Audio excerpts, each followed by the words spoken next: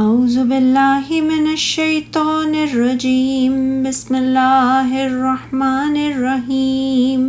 یا ایہا الذین آمنوا علیکم انفسکم لا یضرکم من ضل اذا اہتدیتم الی اللہ مرجعکم جمیعا فینبئکم بما کنتم تعملون۔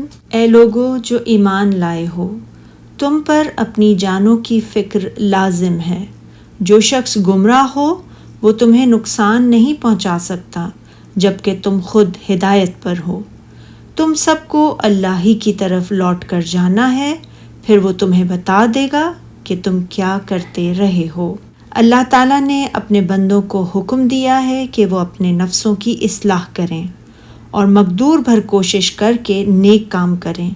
اللہ تعالیٰ نے فرمایا ہے کہ جو شخص اپنی اصلاح کر لے تو اسے کسی خراب شخص کی خرابی، خواہ وہ قریب ہو یا بعید، کوئی نقصان نہیں پہنچا سکتی۔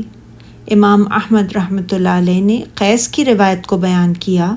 حضرت ابوبکر صدیق رضی اللہ تعالیٰ عنہ خطبے کے لیے کھڑے ہوئے اور انہوں نے اللہ تعالیٰ کی حمد و ثنا کے بعد فرمایا، لوگو تم اس آیت کو پڑھتے ہو؟